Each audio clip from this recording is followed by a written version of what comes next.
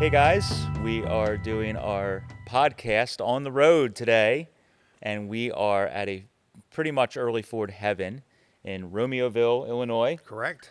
with Jordan Beller. This is the Beller Museum, and Jordan was nice enough to sit down with us, take some time out of his busy schedule to sit down and tell us about his collection and also your kind of story how you got so into this stuff. Okay. So Deal. Yeah, deal. We're done. So we visited, just for background. We visited earlier this summer, right, Mike? Yeah, it was like June. June. We came and visited on one of our trips. It was completely overwhelming, and it's still overwhelming because there's so much good stuff, and it's pretty fascinating. So, can you, number one, give us a background on when you started getting into cars, or your early days? Okay. I started with the car interest when I was about 10, Okay. and I was moving away from the model train interests. Mm-hmm. So I was building a train layout and realizing how much work that was going to be, and it was something I could enjoy, but I'd have to bring people over to see it. And Mm-hmm. some reality hit me that I thought I ought to get interested in cars, so I went to the public library, Mm-hmm. checked out as many books as I could over as long a period of time as they'd let me keep them, and read about cars. And most of the stuff I checked out was how-to books from the 20s, 30s. Some one or two books that mentioned hot rods. And when I found out about hot rods, I decided that that would be the kind of car I want to get. Okay. So I went to the drugstore, the local drugstore, to buy magazines Mm-hmm. monthly. And over the period of years that I finally got a car, I got a car when I was 14. So between 10 and 14, Yeah. I had time to read quite a few magazines. And I read one called How to Build a Hot Rod. And it was a 1952 publication from, Climber, I'm not maybe? sure, or Fawcett. I'm not sure who printed it. Okay. But Yep. it was very informative, and it gave you all the how-tos. At the time, I was taking shop courses in school, Yep. so I decided I'd look for a 32 Ford Hot Rod. That would be the best car to buy. So was that your first car at 14? Yeah, 14 You in July. started out with good taste. Yeah. And I looked in the local, and at that time, the best source was the local newspaper. Okay, yep. The TV didn't have any ads. There were no car books out that had ads. So in the local Tribune paper, I found a Model A or a 32 for sale, and it was about, I don't know, 50, 60, 70, yeah, about 7 or 8 or 10 miles away from my house. Okay. So, but I had my trusty Schwinn, so I rode over to look at it, and it was immediately, I need this. I had to have it. Okay. So that urge started right from the beginning. Yeah, I had already programmed and looked at enough model cars and cars in the you could buy a Model A in the used car lots. Yeah. Yeah. There weren't any 32s. There was one or two 32s while I was looking over that 4-year period, but most of what I found was Model A's. Okay. So when I saw the real thing, a 32 Roadster, that's it. Man. It's still it. Yeah, that's Yeah, it. I know. yeah. There's something about it. So was that car stock when you found it, or was it? It was full fendered, deluxe 32 Roadster with no top bows, no seats, no engine or trans. It just had a rear end and a front end, and the fenders were bolted on, but had been taken off. Okay. So somebody's project, or was it something that maybe they? No, I think it was a spec car. The guy that owned the car kept it at a garage where car repairs were done. Mm-hmm. And he was selling it from that location because he didn't have a place at home to keep it. Okay. So he had another 32 Roadster that he drove. Cool. And so when I met to buy the car, I met the seller at his house, not the garage. Yep. I was thinking about that on the way here today. I don't remember how I got the car home. You can't tow it with a Schwinn. Yeah. Did you have to ask a dad or a friend or? Somebody brought it home because it came home. Wow. Got to flat towed it home somehow. Yep. Now, not to jump ahead, but is that the car? That's the car. That's it's the same car. Yeah. My gosh. Yeah, I learned how to weld on it. I learned how to my God. disassemble parts and assemble parts, and That's it. I'd look at my trusty books and Yep. come up with a solution to the problem, or make a new problem. Right. And that's your oldest friend. That Yeah, it's car? my oldest friend. Well, how long have I known you? A long time. Yeah, right. Oh, so longer than that 32 Ford, maybe. Yeah, I was in grade school when I met Oh her. my God! Since you were 10 years old. Wow. Okay. So I sorry I misspoke about that, but the 32 is close, very close. It's Yes. an old friend. Yes. Yeah. Yes. Wow. So that's And it's taught me a lot. And Yeah. I mean, a lot of the stuff I learned out of necessity, because if you're going to do it, you got to know what you're doing. right. So I had a car to work on, and I had my books to look at. So did you put a flathead V8 back in it at first, or I purchased a flathead engine, and then decided that the Cadillac engine that was currently in Cadillac cars would Yeah. be the way to go. You get a lot of horsepower, and you just buy it. Yep. Oh yeah. So I put the flathead away and put the Cadillac engine in it, and that was a '57 engine, Okay. It's a pretty new engine then at that point. brand new. Yeah. Oh my gosh. So, So, did you order from the dealer? $616. You went right to the dealer or something Yeah, and got it? Oh right. my God. I can't imagine that because going and buying a new Caddy engine. Right, in the crate. Oh man.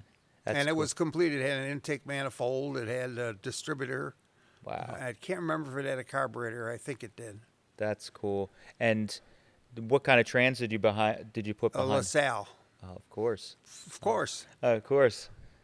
So was that at that? So this is a good. Some of these questions I have are just because I wasn't there. I'm too young. Yeah, you missed it. Yeah, I know.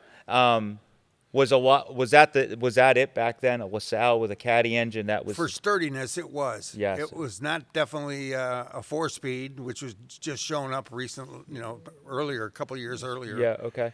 And it was easily adapted. You could buy stock parts from Cadillac Yep. and an adapter and bolt it all together. Right.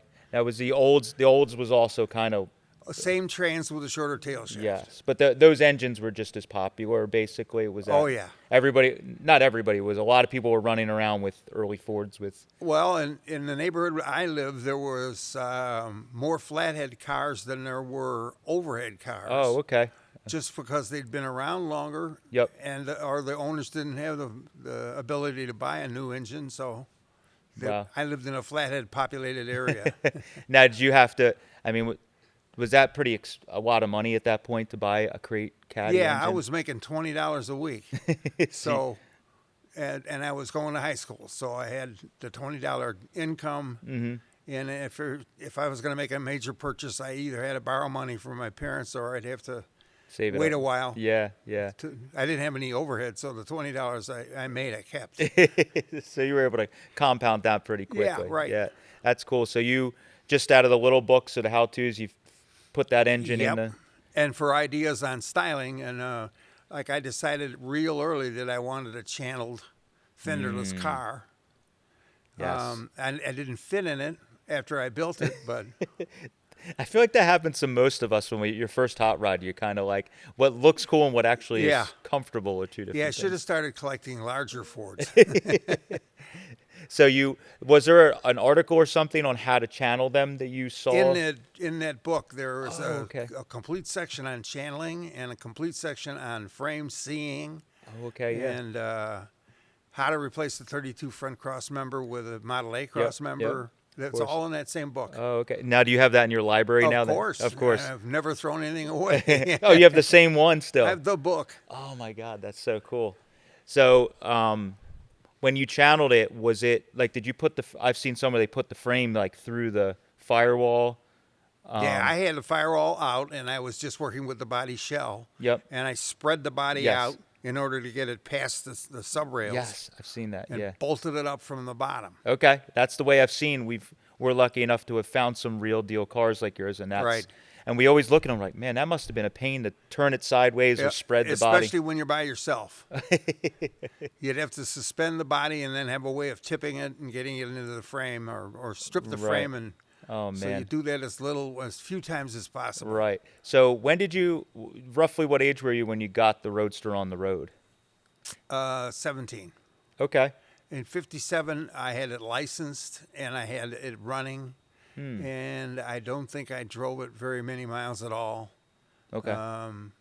I had no speedometer to gauge what miles I drove. Right. And you had stock. What kind of rear was on? Banjo rear still on? It was a 32 rear end Okay. with a non-suspended pinion, Yep. Yep. and it didn't take me long to break it.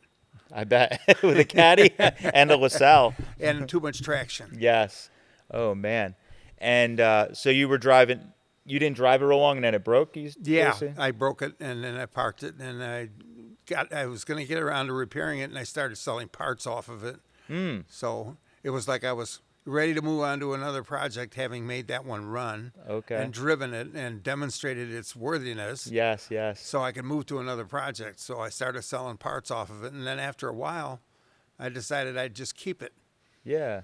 Okay. So that's the beginning of my collection. Was having a lot of cars. Even then, I had 5 or 6 cars. Really? Oh, at 17, you already. Yeah, I was already a car buyer. Okay. Now you have the old photo of you and your friend in front of the Standing car. it, yeah. And now that was in college, you said?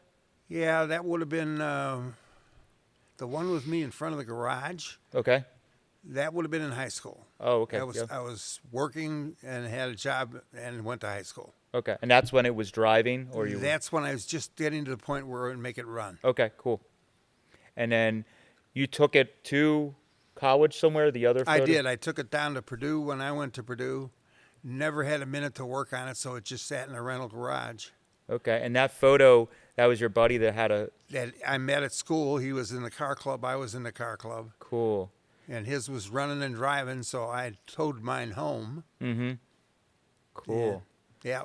And so what was was it 32 Fords from the beginning, or did you get some other 50s type cars then? No, I was driving the Model A right after the 32 that I purchased. So the first car I bought was the 32. And by September or October, I needed a runner. Yeah, yeah. So I bought that Model A because it was available. It was I think it was like $35. 2-door sedan. Okay. Do you still have that one? Or Nope. That one No, went down after I bought this 32 that I really liked, I'd probably own 5 cars at a time, average, but I wouldn't keep them. Right. So okay. I'd have five there and 5 gone. Okay. And so that kind of started your Model A. Yeah, my interest. Model A, yeah, they were far more available and Okay. much cheaper. Yeah, so you could start buying them up, no problem. Right, and flip them. Yeah, yeah. So were you buying them when you were? You said you were buying them before college, even. So around Illinois, you were. Oh, yeah. Yeah, well, right here. Oh. Just right where you live, they were in the back of used car lots. Oh my gosh, that's cool. The whole back row would be Model A's. Yeah. Okay. So after you, what did you go to university for? Purdue, to be an engineer. Oh, okay. Yeah, they had launched the Sputnik, and we were all concerned that Russia was going to take over the world. So everybody who had any kind of abilities was suggested to go to engineering school. Oh, okay. When I got there, I found out I didn't really like engineering school. So you switched up at some point. I dropped out. Okay. And so you had a bunch of cars. Were you just renting garages? Renting garages. I became a renter as soon as I bought this 32. My folks had a 2-car garage that was too small for big modern cars. Okay. So they let me use their garage and parked outside. And as soon as I bought my 2nd and 3rd and 4th and 5th car, I had to start renting garage Right. space. So all around the area you got All garage. around the neighborhood. Oh my Some gosh. of them for absolutely amazing amounts of time. Really? I rented a garage when I was I had no driver's license. Oh my God. And I rented a garage, and I stayed in that until the owner of the home died. And the relatives called me up to suggest that I take my stuff out of her garage, that she had passed away, because I paid her annually. Oh my God. So I didn't know she died. Wow. Now, when did you really start?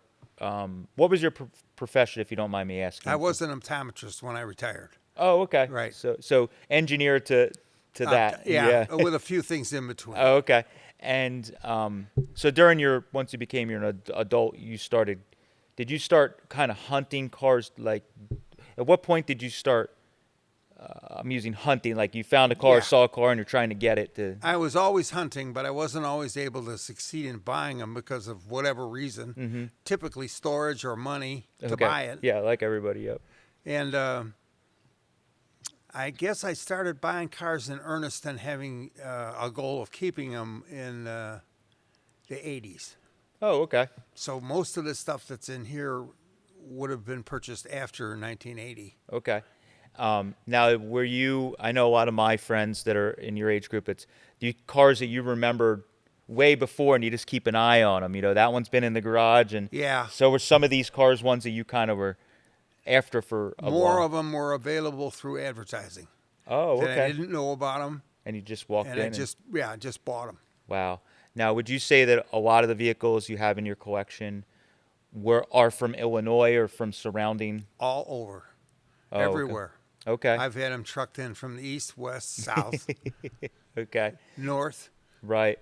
Is there, in particular, you were pretty much just focused on Model A and 32? and Was there- 32. Right. I had some 36s during that period of owning 5 at a time. Yep. I had some 36s, a 3-window and a 5-window, and I flipped both of those because there was a lot of interest in those because those guys were smarter than me. You could fit in a 36. Right. But nope, we got to have the 32. We got to have a model. 32. Yep. Now, did you? I noticed in your collection, trucks is a big focus. Only after the middle 80s. I guess I had never spent enough time looking at the available AA and double B trucks. Okay. They were, again, back of the lot car Yeah. dealer things, or like the local forest preserve district was still using them to pick up brush and Yeah, yeah, driving Model A's with plates on them. yeah, yeah. Low And then mileage, you know. Yeah, and they would get rid of them periodically. Like they'd have an annual sale and sell 6 or 7 model or AA trucks, It's like, well, a dump and a flatbed, and stuff that was extra they were replacing with newer vehicles. $25 a piece or $100 a piece. Typical auction price, Yeah. would be under $100 That's great. for a running, driving, licensable truck. Right. Now, I noticed that there is a lack of coupes. I don't fit.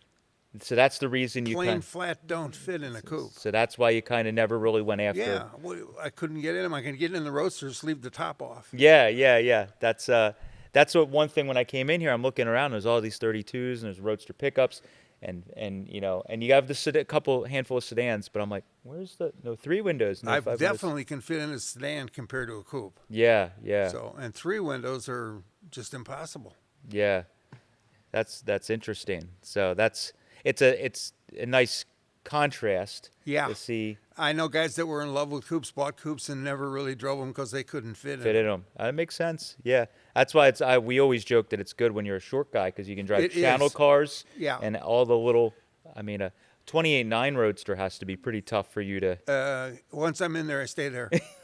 stay there. Go for Yeah, right. And I usually get in vertically and then slide down into the slide seat. down. Right. Oh my You god. gotta get these feet past the pedals. Right. It's tough getting in there, so I don't get out once I'm in. Wow.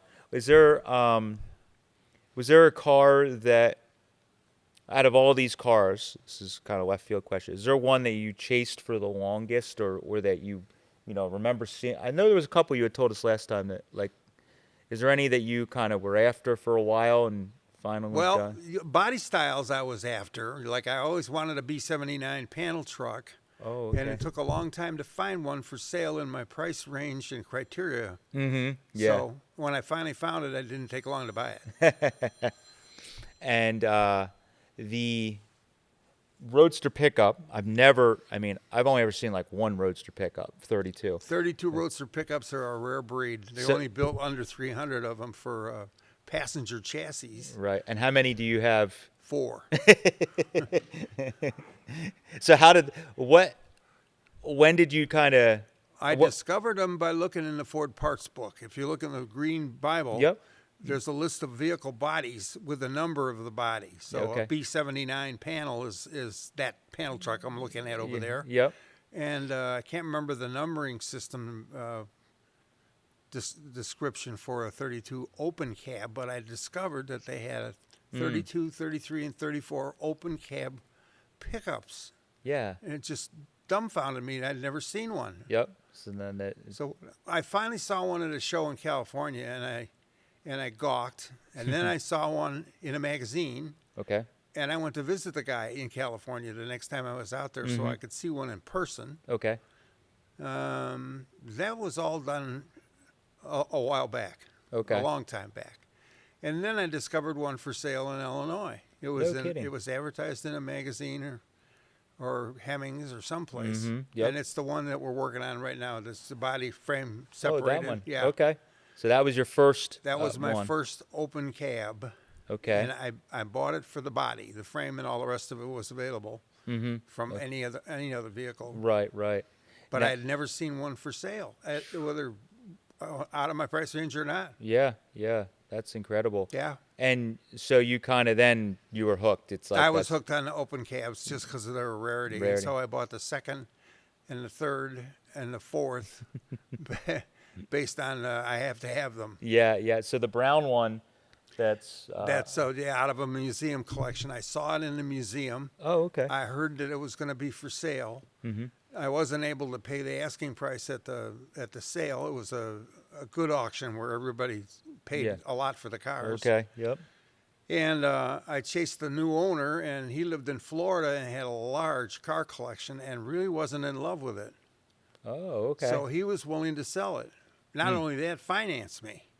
So Even better. yeah. So I bought that one. How long have you had that one for? You think? 30 years maybe. Oh, okay. Yeah. All right. Very cool. And that's the most complete. That's the It's the most restored beautiful one. Yeah, right. Yeah. And it's done correctly. It's got almost no errors in it. Yeah, you were when we were here. You were mentioning some. Is there some specific things that?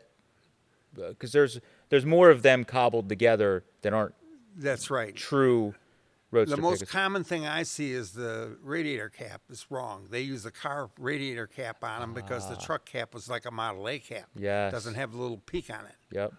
So, or they couldn't find one. So that's the common thing. I look at them all to see if they've got a factory radiator cap on them. Yep. And so you've been. What did you start going to Hershey? In the 80s. In the 80s. Okay. Yeah. Most of the time, or most of the stuff I was able to accumulate is when I had a better income and had time off. So Yep. that started in the 80s. In the 50s, 50s, 60s, 70s, I was either going to school or working or Right. not making enough money. Yeah. Yeah. So when you went to Hershey, was that like kid in a candy store? Oh yeah, I had heard plenty of discussion about what it was, and all of it was understating. It's an enormous show that you can't believe. When you open your eyes, it's like you're in dream world. Yeah.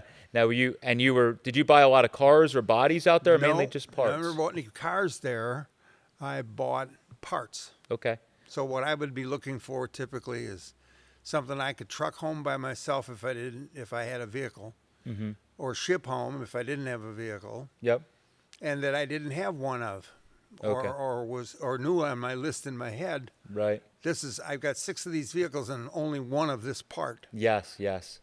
Did you? Was there anything? Do you have a most memorable find or best find? Front seat for that B79 panel. Ooh. Yeah. They made an optional passenger seat, Yes. 2 varieties. Okay. And I'd never seen one. I'd never seen what it looked like. I can imagine what it was like from Model A's. Yep. And I was at a part swap and bought that, Oh, cool. knowing what it was. Yeah. It was beautiful. It was like, oh my God, there is a God. Now, did the guy know what it was? The guy knew that it was out of a sedan delivery, but Yep. it was actually out of a B79 sedan. Okay. So and the straps were with it. That's another thing. I've been in contact with the Ford Museum for authenticity, and they'll send you copies of blueprints they have, and they had the blueprints for the front seat brackets, so I could verify that was the seat, Wow. and they are an exact match. That's got to Go be. figure that out. That's got to be obscure as it gets. I also bought front seat passenger for my sedan delivery that's next door, the 47. Oh At yeah. a swap meet in California. The guy had a complete 47 interior Wow. and was making shifting the interior, I guess a modern interior. Mm-hmm. So I bought everything from him, Oh. shipped it home, Wow. and it's in there now. So I have a 2-seat, Mm-hmm. not a single seat. Now that delivery next door, what year were you driving that around roughly? I stopped driving it in '74. That's the year that I met Terry. Wow. I had worn out the rear brakes and had no time to put them on. Mm-hmm. And that had a caddy in it, right? I had put the caddy in it earlier. Wow. I think in the '60s. Okay, There LaSalle was or a Olds? strike at the school I was going to, so I had no class work. Oh, It was okay. around Thanksgiving time, and I can't remember what year it was. Let's say '68, '9, Okay. somewhere in there. And Wow. that thing I had purchased it while earlier was just stored, Mm-hmm. and I'm thinking, that's an easy fix. It just needs an engine. So I had a lot of engines. I still do spare. Yep. Of course, we all do. Yeah. That was a running Cadillac out of a hearse. Cool. It had 20-something thousand miles on it. Man. So my wife and I took the thing apart in a one-car garage. She could fit in between the wall of the garage and the door, so she could go inside the car. I couldn't fit. And it took us a day. Wow. And did that have a Olds or a LaSalle behind it as well? No, it had a Ford behind it. It was a Warshawski adapter. Okay. Yep. Okay. And And brittle. There's nothing more brittle than a Ford Trans behind a big torque engine. oh yeah, it is You can breaking. just drop your foot off the clutch and count on the transmission being the victim. Yes. Absolutely guaranteed. You never blow the rear end. You blow the trans First. And I mean blow it. Take the cluster gear to the street. Yes. I've seen that. I've seen many broken cases like that. Even when you knew better, you should never race that. That's funny. You'd have somebody come up and give you the look, the Yep, challenge, yeah, and and you so- just had to show them, right? Yeah, even in the delivery. Well, that was a sleeper then. It was a sleeper. They Yeah. wouldn't have known. That's cool. So you guys just got that back together and running here at the Yeah, I museum. had driven it, and that's where I met Terry. I was in the gas station where he worked, Mm-hmm. looking to buy a part off a car he was using as a daily driver. And I drove into my sedan delivery. Mm. And then after that, switched to that gas station, had him do all my work that I couldn't do. Okay. There's still a wax pencil notation on one of my tires on there for a tire repair with my name on it. Oh, that's funny. It's 50 years old. And that's good that it's driving again. That's Yep. that's very cool. Now, you had before you got. How long ago did you actually kind of create the museum here? 1992. Okay. So when I first started it, I was using rental buildings. Yep. And I had a rental building that would hold about 10 Okay. of my better cars. Mm-hmm. So things that had paint on them or that were less rusty Yep. got in there. Okay. And it wasn't terribly much more to get that nicer building than renting a garage here and there. Yeah. Oh, I So believe that. Yeah. You're able to place the cars so you get the best use of the space. And Yep. Yep. so that was my first big building. It was like 2,200 feet. And that was already full because you had. Yeah, right. I had there was a bathroom in there that took up some space and some other things that took up space. You couldn't count on every car fitting in there, but And your home, where you had a lot of cars stored. yeah, at home I have a barn that's a little over 5,000 square feet. Oh, okay. So I could put 9 or 10 cars in there easily. Yep. But you were saying earlier you had them set up like a business card. Business card, yeah, because I was putting stuff in there I wasn't going to use. So no engine or didn't run or bad rear end or Yep. whatever. And you just put enough space in there so that you can get a business card in. That's the between. criteria. That's funny. And you have probably we've been all over the place, the best collection of patina or original paint or survivor Yeah, type that's the ones I tend to buy. I have some that are painted, Hmm. and that was the only way I was going to get them, so I bought them. Right. But so you kind of at some point had a fascination with a survivor type. Right. Why is this thing still running? Is a good look. Yeah. Yeah. It's and I've never seen so many with like old logos still painted on the doors, delivery Right. vehicles. That's Right. I bought one vehicle because of the doors. really Yeah, it's a green truck, with a hand-painted scene from a farm that was cool. allegedly the farm that the truck was last on when it was rebuilt years ago. So Wow. someone who was a car restorer who had a large farm in Wisconsin had a replica of his farm painted on the doors Cool. of the truck. And then over the period of years that when he passed away, etc., the truck got sold. And then it ended up in the front yard of a farm, crashed. When Oh. I bought it, the front cross member had been ripped out of it and was back under the oil pan. Wow. So it was in bad shape. And the guy that I got it through, who was a regular tavern attendee, was in the tavern next door and spotted it and called me up and told me about it. So Really? the reason I bought it was I drove up there, looked at the doors, and said, "This shouldn't be junked. Right. Yeah. It's We can save this." right. And I know that with speaking with Terry and your guys here that help you out, you do some work to preserve the age. Like for instance, if Yeah. it's crashed or something, you're trying to. Right. We'll put an exact correct cross member back in it, straighten the frame rails up, not welded in, riveted in. Right. So it looks like it was a crash and a repair from the era. Yes. Okay. That's cool. Yeah. And making and dusting paint in to kind of Right. make it look like you didn't do anything. So Right. to The speak. goal is to make it look like we never touched it. That's really cool. Now the Model A, I remember down the row here, you have the Model A that has a unique story that is the original owner or something. Right. And It belonged to Clint Ewell. Okay. That one. Yep. The Phaeton. yes. Yeah. And I had a friend from the repair world, the guy who worked on high dollar cars, Okay. called me up and told me about that car's availability and told me that the owner had a lot of high dollar cars and sold them all. And the only thing he had left was a Phaeton, which was his farm vehicle. Okay. He lived on a farm, had a big barn full of cars, and then that thing was in his shed. So I went out to look at it, and it was just my kind of car. It had a 1952 paint job on it, done with a brush, Yep. and some terrible upholstery, but it ran. Okay. So I bought it. And I brought it back here, and then the reason I was able to buy it was that I told him what my goal was. I said, I'm going to do as little as I can to get this car to run and be usable. Yep. But I may have to, put another interior in it because there's nothing left of the one you have, and the top bows were the only thing left of the top. Yep. So I got used top, a used interior, and tried to make it look like nobody done anything since 52. Yeah.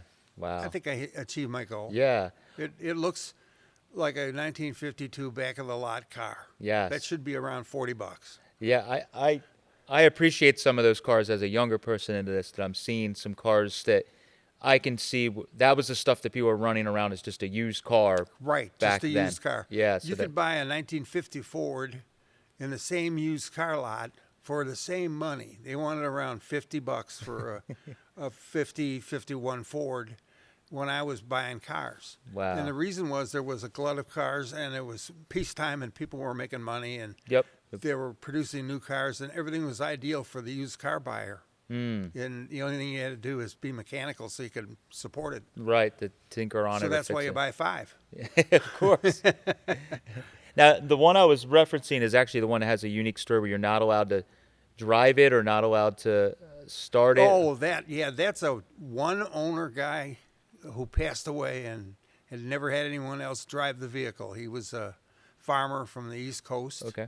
Who raised milk cows and milked them, and then outgrew that truck and kept it on the property as a service truck on the Yep. farm. And that's the original paint, the original everything. The only thing I've replaced on it, I don't think I replaced anything on it. Maybe a lamp. Right, right. But he had a roll or something that. Yeah, it was his truck, and you don't drive it. And he was an individual with a commanding voice. Evidently, you just leave it alone. And So you- nobody's driven it. The second owner was a museum. Okay. The third owner was a Maserati collector, and now me, and I haven't driven it. So that's been the rule when it gets Yeah, passed down. That right. he It was a one-owner car, and we're going to keep it that way, even though 3 other owners have owned it. no one's They haven't driven driven it. Wow. So you don't want his ghost to come back if you start Right. that. I think I remember fixing the speedometer on that. Okay. That was it. Wow. That's incredible. And you have mostly Fords, but you do have a couple non-Fords. Yeah, not very many. I got a Chevrolet, a 50 Chevy Suburban. Okay. Because my wife and I went to day camp in 1950 Okay. in a 50 Suburban, just like that, green. Oh, cool. The only thing, it didn't have all the glitz, no sun visor, etc. The Yeah. one we were in was a bone stock. Right, right. This one's been accessorized. Wow, that's cool. And then, did I see somewhere you have your? Is it an Olds or a Caddy that you used Caddy, column shift Caddy, used to have a big engine in it. Now it's just a little engine. Now, did that? Am I remembering the story? Did that have the engine out of the Roadster at some point? Yeah, right. That's what happened to the Roadsters. I kept parting it out for my own projects and other people's projects. So Okay. So the engine from that got hopped up even more and put in. that's right. It Okay. was in that car when I was in the Army, so it got 4 to 6 miles per gallon, but it came home and at 100 average. That's cool. And you still have that engine floating around? It's sitting in my barn, Wow. and I had put it in a 55. I Okay. bought a 55 four-door and put it in there and put 200,000+ miles on it. Wow. And it ran fine when I parked it, but when I parked it in a junkyard rental spot. And they had some local bum that was sleeping in the car. And then they sold the right front fender off the car. It was mine, but it was theirs. Yeah. So finally I decided I'd scrap the car and keep the engine. So I no longer have that 55 Caddy, but I ended up with the frame of it. Well, you want to talk about stories. I had that thing sitting around with no engine and trans in it, and a guy came over and said he needed a lot of parts. Would I sell him the whole chassis? I said, sure. Yeah. So yeah. I sold him the whole chassis. When he got done stripping everything he wanted off of it, the only thing left was the cowl, the heater, the steering column, and the front and back ends. And that was it. So I bought it back, and it sat out here in my scrapyard for years. But that's so you still have the majority of the stuff from the car that started it all, so to Right, speak. and not all the majority. I sold the brakes. I sold the. I think I sold the radiator. I don't remember what happened. I sold the engine, kept the engine and trans. I put them in other cars. Yeah, yeah, yeah. Oh, cool. And Yeah. I saw since we were here last time, you guys, the grill has been married back with the car. I think Yeah. it wasn't with it before, but you guys found it in your storage and Yeah, it's here. So that's great that stayed with. we're finding stuff that I didn't know I still had. That's a fun problem to Yeah, have. right. I got the electricity working in this part of the barn. We can look and see. Oh, that's good. And so you have an incredible parts storage, and you have a nice, incredible shop next door. Yeah, the And- shop was important to me because I've worked for so many years in facilities that were just inadequate. Okay. I decided if I was going to have a display, I'd have a place to fix it. Yes, yes. And So now you have the This turned out ideal because it's got twice as much display space as storage and workplace. Yes. It worked perfectly. So when I built this facility from what it was, from Yep. a warehouse, we put the bathroom and the other stuff next door. Yep. And designated the front part as the workshop Oh, yeah, cool. and the back as storage. And I got to say you're the most organized collector. Yeah, and I I've- want to know that I didn't see it or couldn't find it. I want to know where it is, and I want to try and remember that. Yeah, it's incredible when you walk around. You're like, there's all the wheels. Here's all the hoods. Right. Here's all the doors. Even little stuff. Here's all the hubcaps by year. Yeah, yeah. And I know even when we're here talking with the guys that they're working on a project for you, they're like, oh yeah, we got to get up there. That pallet's got the And if it's here at all, it's in that box. yes, Right. and that's got to make things a lot quicker and efficient. Inventorying and knowing where you're at is a lot of wasted time Yeah, if you don't follow through. Yep. You know, how am I going to remember all this stuff? and I guess from years of storing in different buildings, that kind of forced. Now you want to be organized. Yeah, that was part of the reason I do it that way. Is that I remember storing in so many places that I lost a car. You know, where it's time to winterize, and you go out and you go, well, where's the '41 Cadillac? I swear it was here. I know I parked it here. Well, I parked it next to a railroad, but I was going in the other direction. So I was looking for it on the south side of the tracks, and it was actually on the north side of the tracks. You had that many rental garages. Oh and stuff. my God, I can't even. I don't know what the max number was at one time, but I can remember the spaces, each individual space. I had one. It was supposed to be a 4-car garage. I had 7 cars in it. And the way you do that is you make sure your shortest cars are going to go in last. Yeah, yeah. And you put the bigger ones in the back sideways so that you're only going to use about 6.5 feet. and you use a jack to roll them into position, Yeah, right? And yeah. you can get 7 cars in a 4-car garage. So. Oh my God. And I had a coal yard. I rented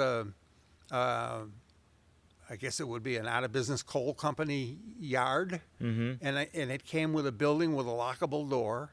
Nice. And I think I had 11 cars in there. Holy moly. And the same thing, I went over there with a friend of mine to help me push the car I was towing into the garage. Mm-hmm. So we decided we would pull the car up in front of the garage so we'd have the least amount of manual pushing. Yep. Well, I was on a concrete slab, and I was driving a 454 Suburban, Okay. and it had more than enough torque to turn the tires, but not enough torque to get the car we were hauling moving, so we couldn't turn it around. So we just dropped it there and hand pushed that thing up that ramp to get it into the garage. Oh my God. Unbelievable. Well, good thing you were into Model A's and, And 32s. big. I was big enough, and I was strong enough, Oh, and okay. I had friends that would help. And That's Yeah. incredible. Now, as far as unique vehicles go, I'd say in your collection the bus, the hot rod bus is Hot probably, Rod Bus is unique. that's what's the story on how did that project start? It started as a bus body for sale in Kentucky. Okay. And I think the price listed for sale was like $400. Wow. So I had recently been to an auction where they sold a 32 Ford factory bodied bus, Okay. which isn't a really pretty piece, but Mm-hmm. I went to the auction and realized that there's something I don't have that would be unique because I'd never seen a 32 Ford bus, Right. Right. factory bodied or otherwise. Yep. So I bought that body in Kentucky Mm-hmm. and brought it home, stuck it in a barn, and it sat there for 30 years. Wow. Okay. Waiting for me to find enough parts to make a bus. Right. And over those years, I bought 3 more buses in order to get a good frame, a good body Mm-hmm. or bodies, Right. Right. some interior pieces, etc. And by the time we had all the parts selected and pieced together, I think I'd owned the thing 30-something years. Wow. And we never did use the original body. And you, it's a 32 cal. Chassis is a 33, Okay. but the reason for that was to get the dropped Yep. frame front. Yep. The back of the thing is the same as a 32. Okay. Yep. And the look of it is 32, although lots of parts on the thing are not 32. Like the grill shell is a 32, but the hood is a 32-34 combination. The Okay. top of it's 32 and the bottom of it's 34 because the frame is a 34. Yes. Makes sense. Okay. So years and years of collecting and finally enough parts availability and some time. So those guys started doing that bus in earnest about 4 years ago or 5 Okay. years ago. They turned it around pretty quick Oh. once you set them loose on it. There. Yeah, Terry took the thing home and built the floorboards because we had no bus with floorboards Wow. Yep. until the last one. That was the other funny thing is you buy a bus because you find it, not because it's this, or the. And the one that I found was from Texas. Okay. And from New Mexico, and the sheet metal was great, Yep. including the floor. So we built the floor. We didn't have to, but that was 30 years back. So Yeah. Whatever. you give up on that. You can't win. Right. And so you guys decided, obviously, to hot rod it a little bit. What's it got for a drivetrain or powertrain in it? Cadillac. It's because I'm a Cadillac fan. Yep. So it's a 500-inch Caddy engine Yeah. and a 4-speed transmission and an overdrive unit behind it. Mm-hmm. So it'll go out on the highway and get maybe 8 or 10 miles to the gallon, and it weighs a little over 4 tons. Yeah. And it boogies. We took a Oh, ride it last boogies. time in it, and you took it out to a car show on the freeway or something. Terry was telling me. And, Yeah, I was driving it home on the freeway. Oh, okay. And I brought it back the next day. I hadn't driven it before, and I said, this thing gets kind of wobbly after 70. He said, 70? Where did you think you were going? Well, you got to find out, right? He didn't tell me not to go 70, so Well, the tires are probably your biggest thing. That, getting the tires. yeah. Well, balanced. the look of those tires is correct more than the balance of those tires. So Correct. Yes. I yes. don't even remember if we balanced them.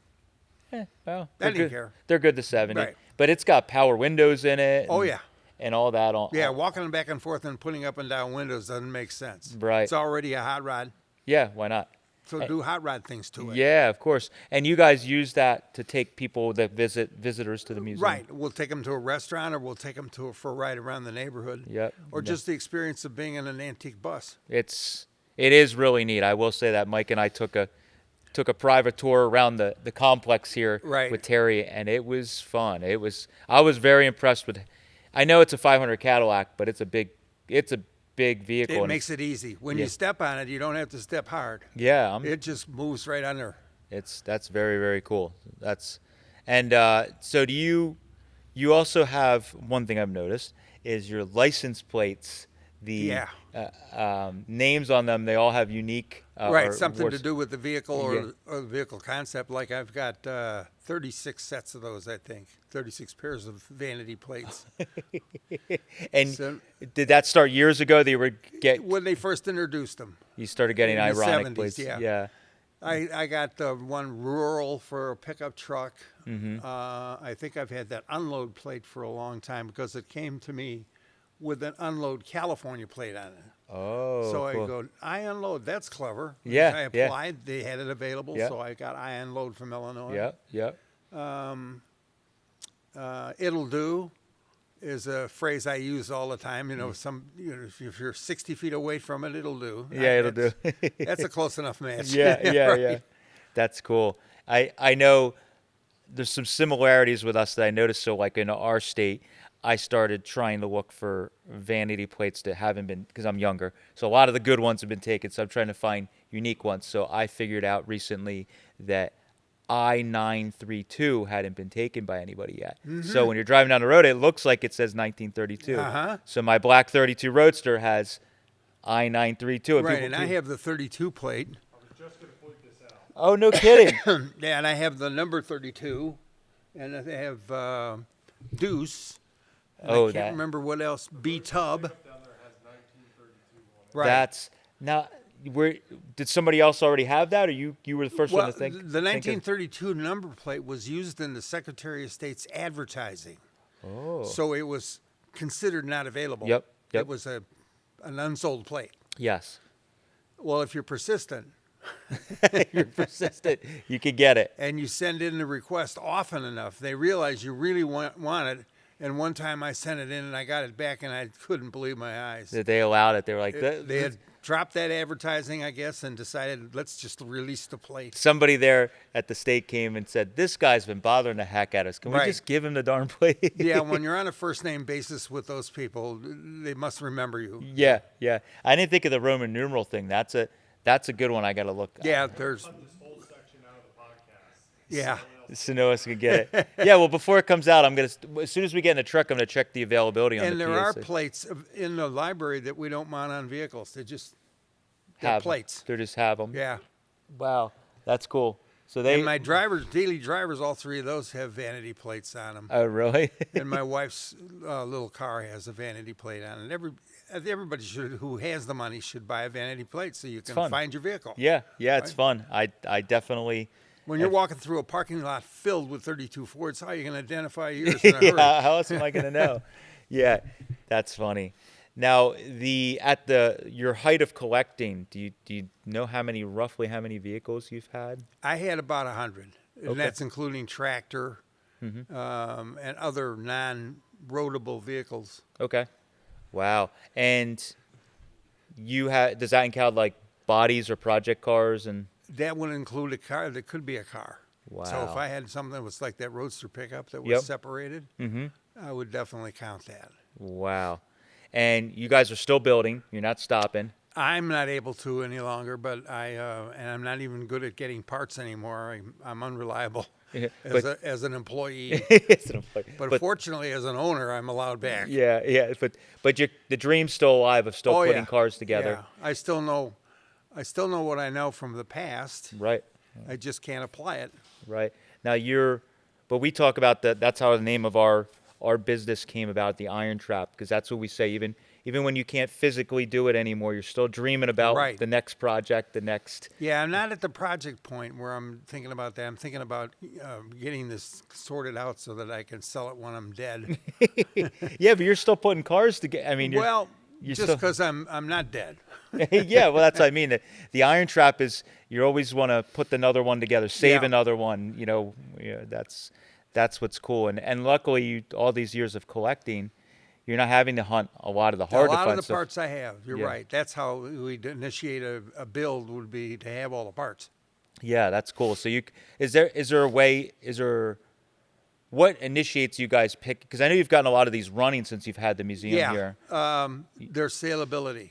Oh, If okay. somebody wants to buy that Rolls Royce, they don't want to buy it as a non-running car. That's just Okay. not the right person to match with that purchase. Right, right. So we have to have it running. So we did some work on that to clean the gas system out. Okay, okay.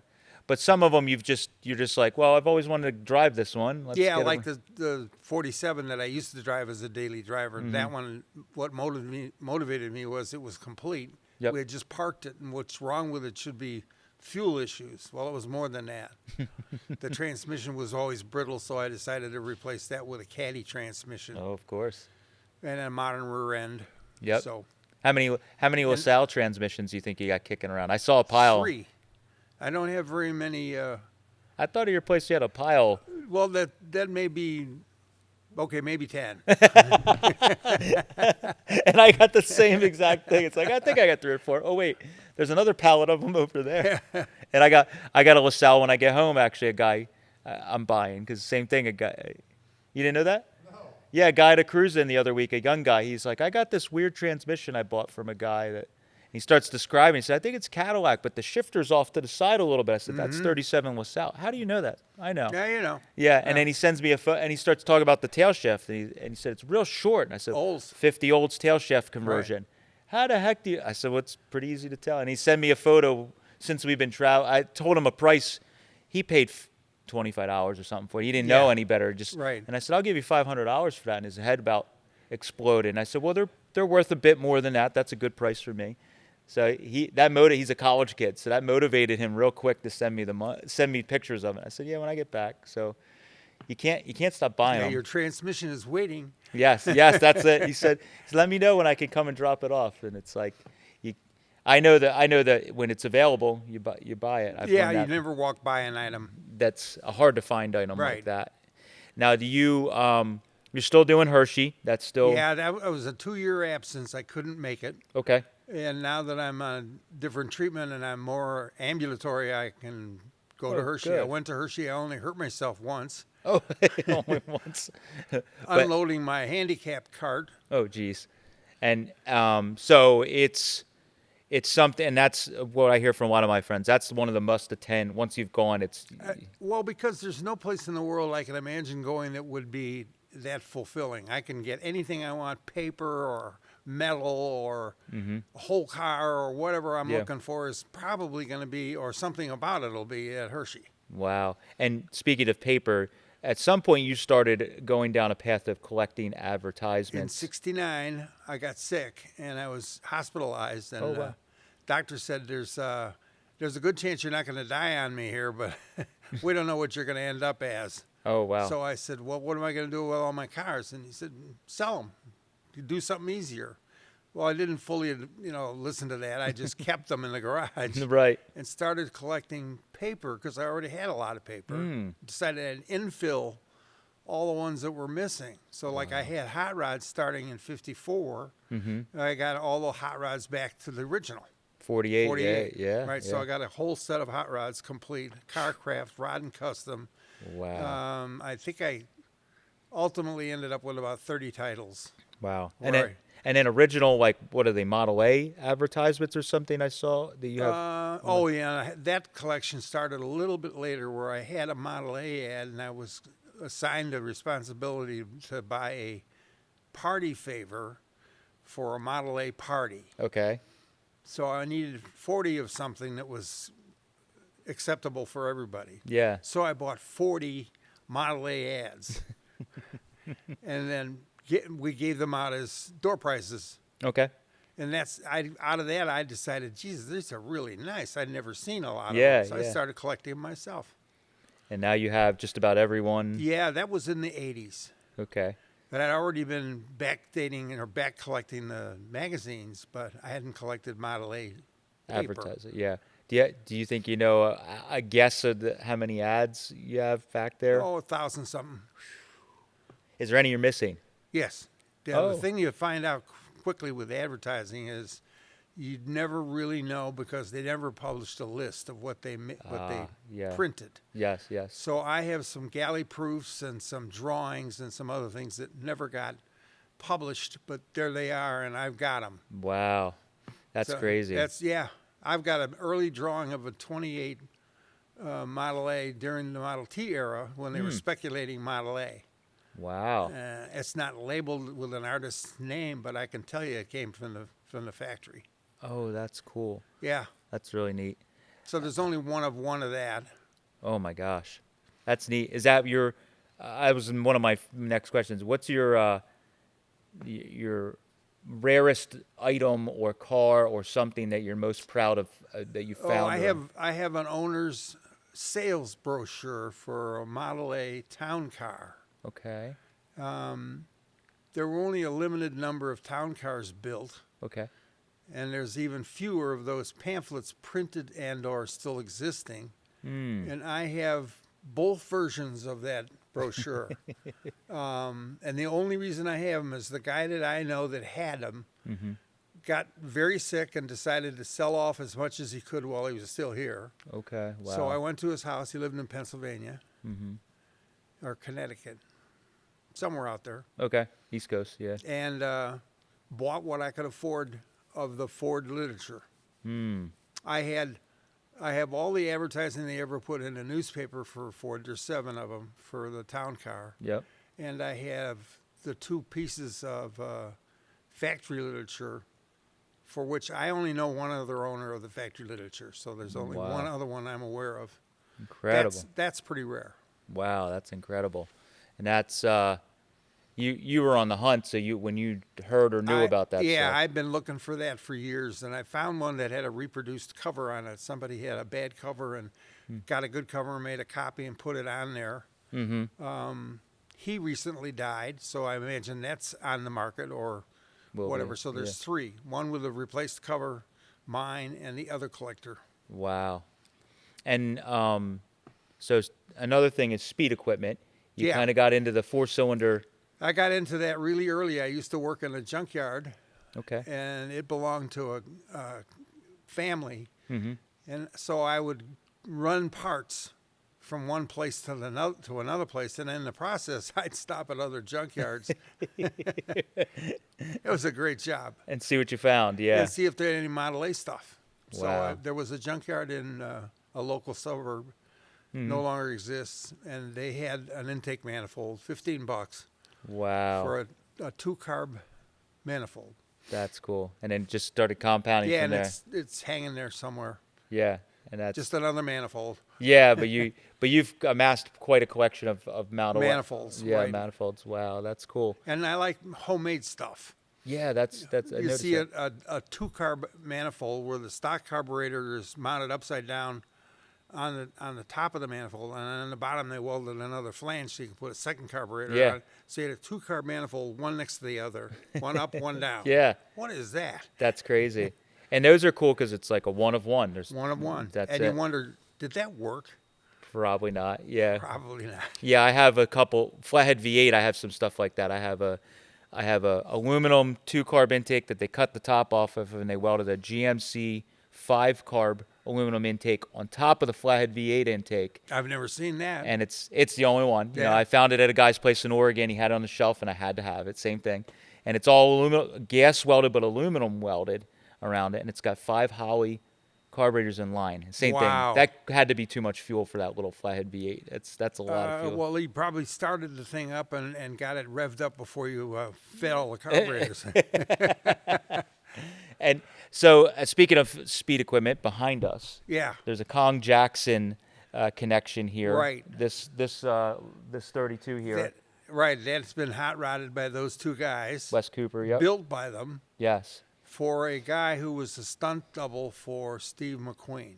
No kidding. So Steve McQueen's stunt double had property in California when that earthquake occurred in '69. Okay. Not sure what year, but anyway, he started selling stuff from his collection to finance repairing the damaged buildings. Okay. The guy who bought this during that sale process was a large guy, bigger than me. Okay. So when he got the car to Nevada where he lived, he couldn't get it in and out of it. So he quickly advertised it. Oh, okay. So he only owned it for a short time. And that's when you got it. And I got it. He was very open to selling it. It was like a disappointment going away. It's like, get it out of here. Wow. So the price was right. Huh. I flew out there, met my mom, had my wife with me. All three of us went for a ride in the car. And I said, this thing's phenomenal. Wow. So I bought it. And it's got, so it's hop, it has an overhead valve. It's overhead conversion, right? Wow. And it's got a period correct everything except the distributor. The distributor is a modern distributor from a Japanese car. Wow. So that stunt double had Kong Jackson and Wes build that car. Wow, that's so cool. Junkyard parts. Oh my God, that's incredible. Yeah. And it's odd, not odd. It's unusual because it's a Phaeton. It's not a four banger. Yeah, and it's not a roadster. It's not a coupe. Right. You know. And they're heavy. There's a lot of wood in a Phaeton. Yes. So that it's not a speedy car, but when you drive it, you know it's not stock. Oh yeah. Oh yeah. Yeah, it feels like 80 horsepower. Yeah. Yeah. So it feels like a V8 car, but it's got the 4-cylinder in it. Right. Oh, that's cool. Are any of your other do you have many other hot rodded cars that are in here? There's only a handful. I have cars that have electric fuel pumps on them. I have cars that have the wrong carburetor on them. That's more touring or yeah, just it was driveway. more like repair. Right, right. And I have overdrive in one of my cars in a four-door sedan, which is otherwise stock. So when you're on the highway, you don't have to go 45; you can go 55. Yeah, heck yeah, that's and it doesn't over rev, and I don't like over revving flathead. Yes, anything. Correct. Yep. That's so when I take that car out for a ride and I'm going 55, I don't feel bad at all. I feel like it's right where it wants to be. Right where it wants to be. Yeah, that was the great thing with the Columbia. We talk about a lot in our videos. The Columbia Overdrive. I've been recently obsessed with finding original. I have one. I don't know where it is. Yeah, I have them in a few of my cars. They're fantastic. It's the same thing you're saying in my 32 Roadster. I have one with a mechanical activation I've fabricated and 70 miles an hour, 2,000 RPMs, 2,200. It's happy as can be, and you're buzzing along. And it's again the tire thing's the problem. Having nostalgic tires, it starts getting that's where your limitation is. The car that Overdrive is in has standard Model A tires on it, so that's the drawback. Yes. When you're going 55, you shouldn't be. Yeah, it starts getting a vibration. That's funny. That's funny.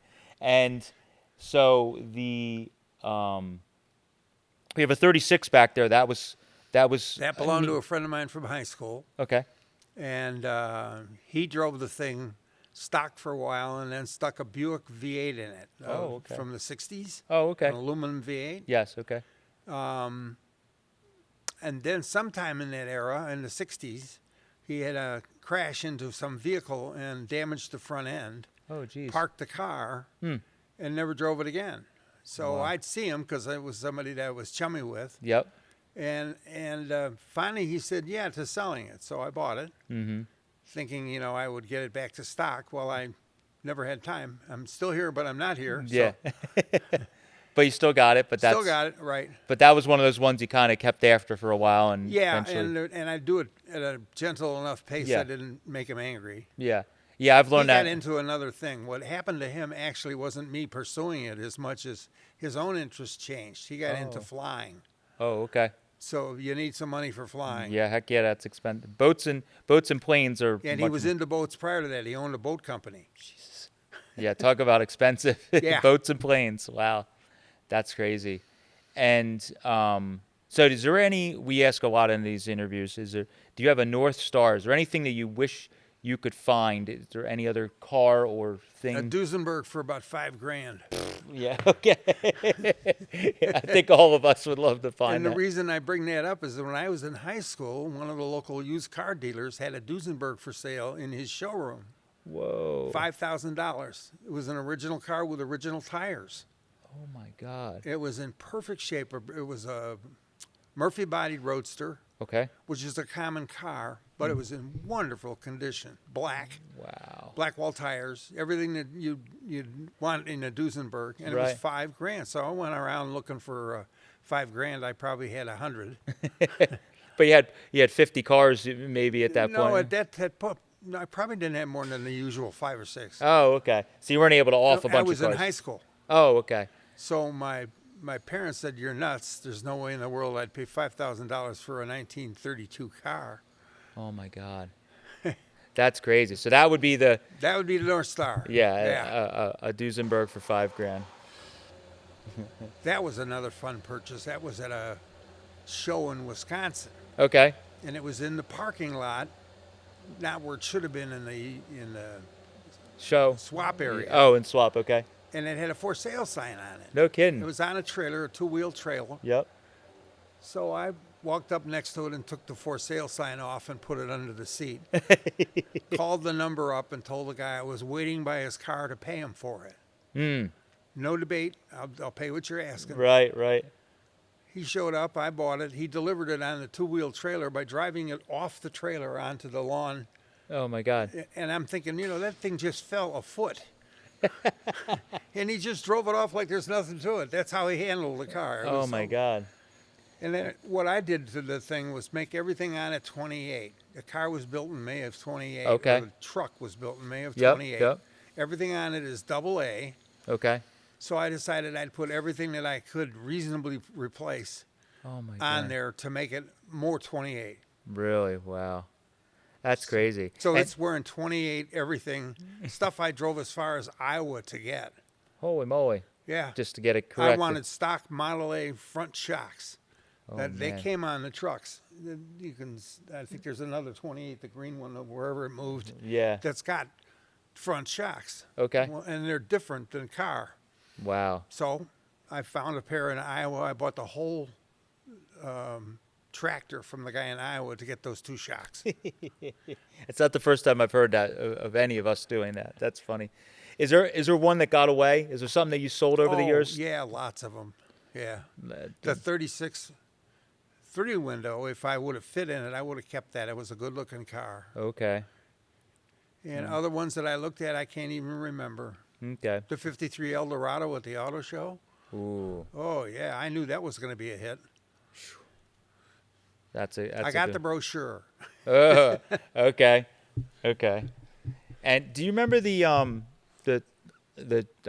is a left field question, the indoor drags Yeah. in Chicago? Yeah. So I have, my background is I worked for the Eastwood Company for many, many years. The original owner, Kurt, grew up in Chicago, and he showed me a photo of him as a kid standing in the indoor drags, and I never heard of them. So he told me about Right. them. So from you growing up in the greater And Chicago I heard area- of them and never went. Oh, you never went? Okay. No, I drag raced and did other things. I drove a stock car at Soldier Field, Oh, no kidding. but I never did the indoor drags. Okay. Just heard about them. What were they- I know 1 or 2 people who were actually in them.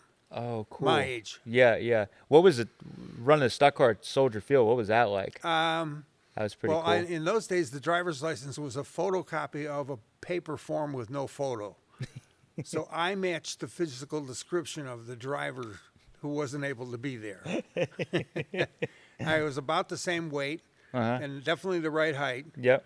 So when I showed my driver's license, I had a license. I was a licensed driver, but not old enough to go to Soldier Field. Yeah.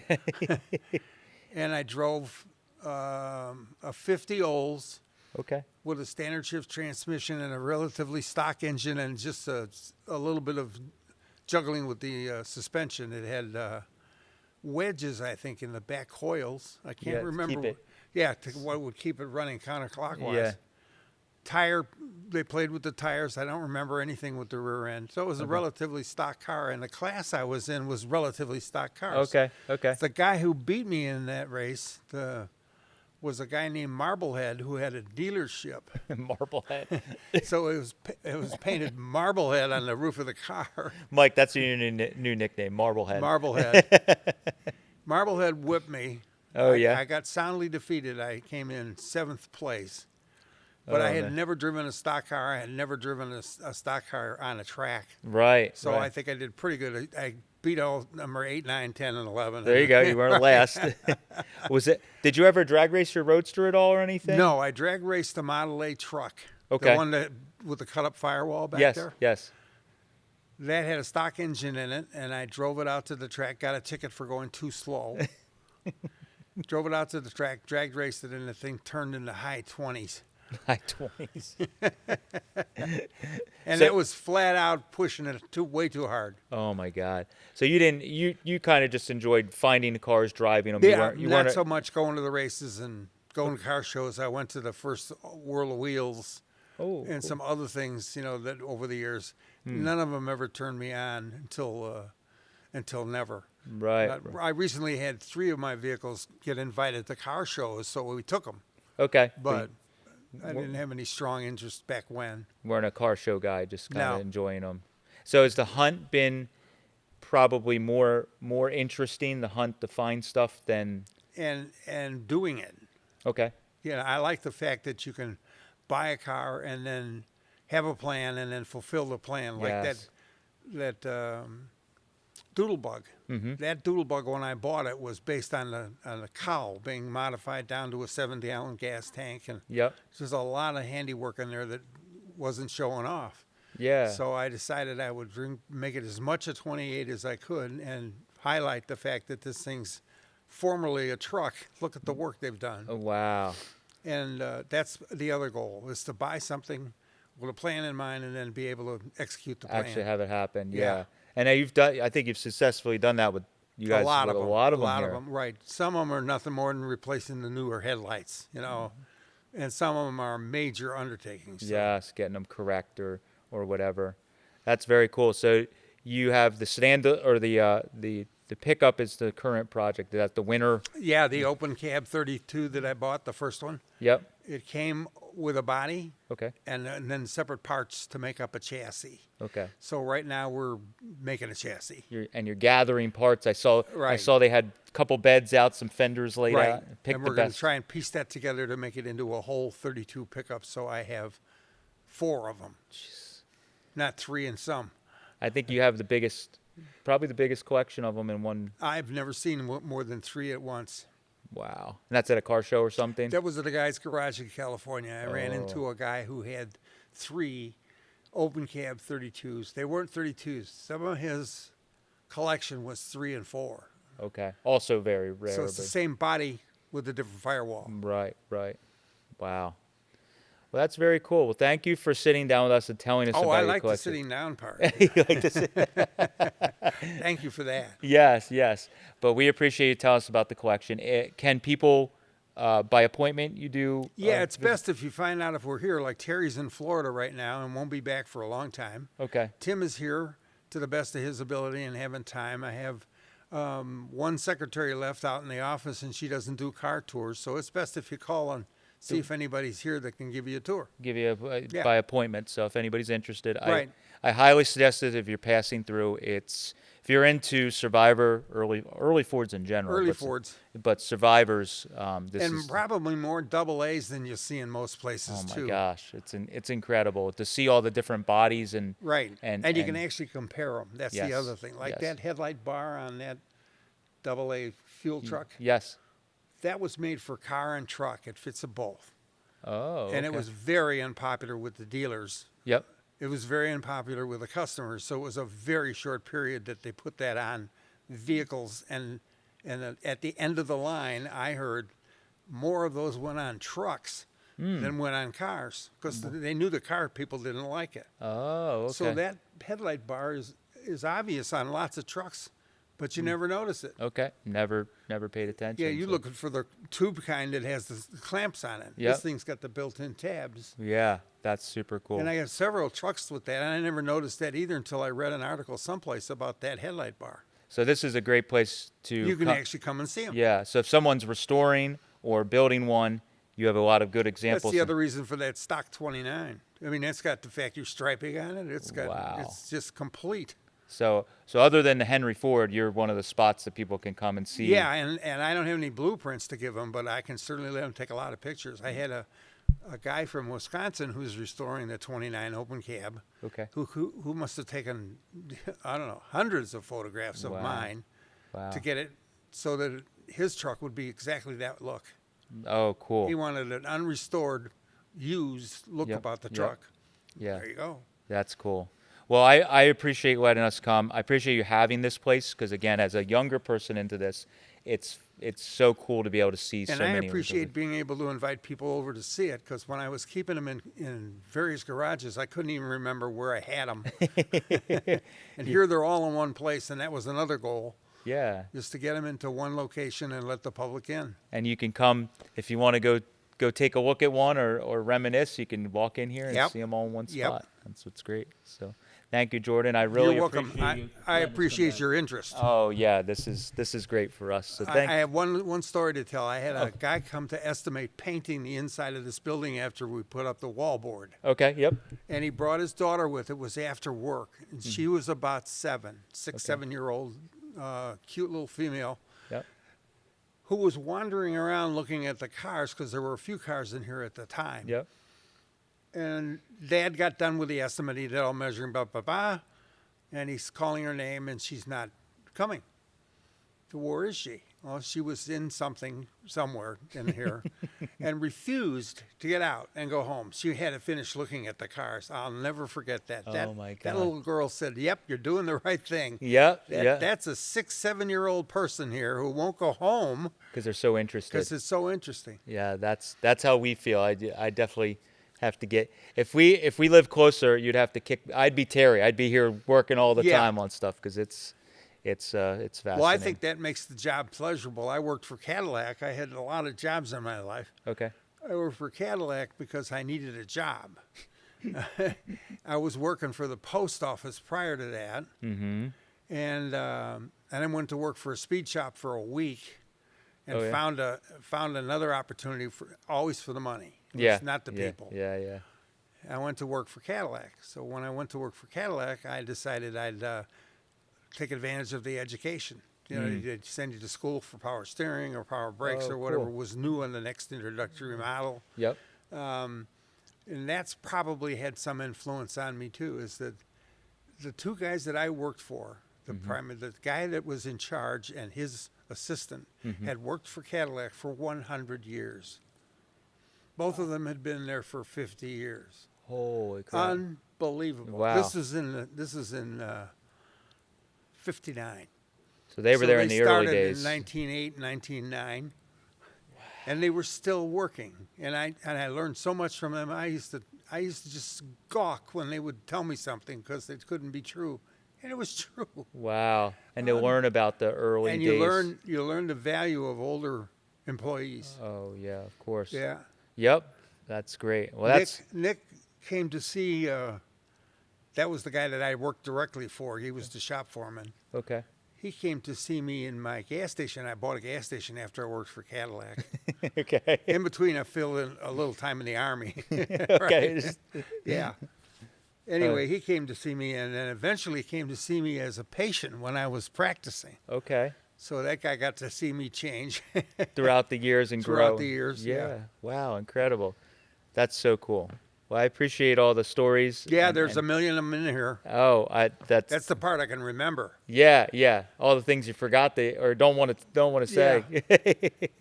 Well, thank you, Jordan. We appreciate You're your welcome. time, I and appreciate you coming all this way. we're just Pick up passing your by. parts, right? Passing by. We're passing by with old Ford junk. I'm sure it won't be the last time. So, that's great. Well, thank you very much. We You're appreciate it. welcome. Good luck with your purchases. Oh yeah.